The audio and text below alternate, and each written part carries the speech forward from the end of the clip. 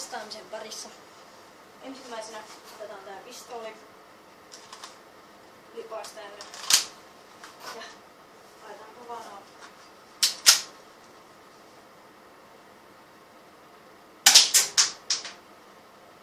Ihan suukko täkäinen.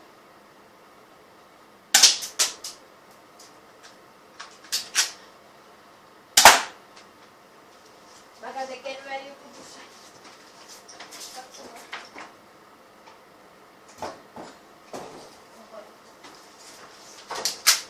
Kävin katsomassa, että mihin voi ampua. Eli tässä tuuletin furisee, koska täällä autotallissa on vaan viljaa tähän.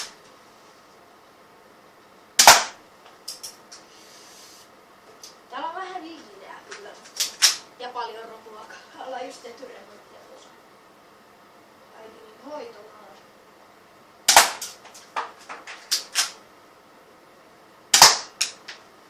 Eli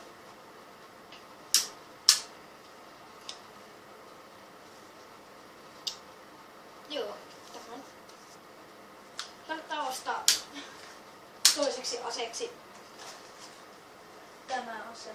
Suosittelen erittäin paljon. Sitten oho, AK-47, jolla viime videossa jo vähän ammuttiinkin. Tähän on tullut nyt uusi tähtäin. Itse en ole tällä vielä päässyt soittamaan. Kertaakaan uudella tähtäin. Eli nyt niin ei oo autolla, vaan AV:llä.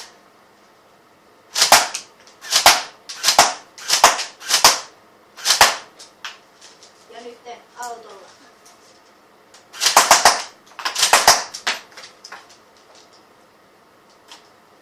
Tämmönen ihan jees box-ase.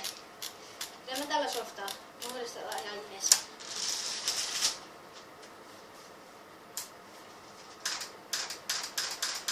Paitsi et saa yksi vika.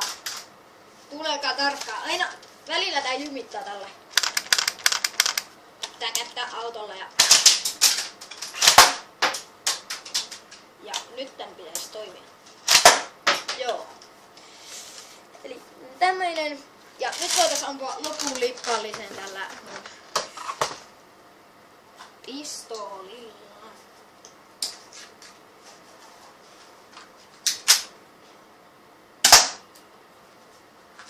Itse asiassa tuossa. Läpi.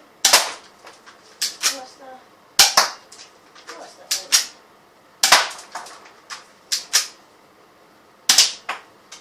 Oho.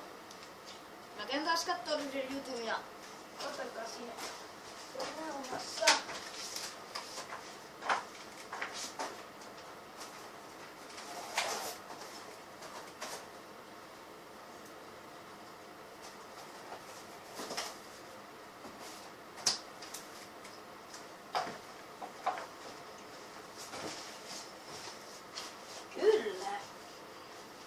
Tämä video oli tässä näin. Varmaan ensi kerralla tulee oikea softausta. Näytän vielä yhden jutun. Apottimaisi spraymalppu vasten. Elikkäs mullahan on täällä kyllä aika paska valaistus. Eikä itse asiassa tuo aika hyvä valaistus. Tuo itse asiassa työmaavalla.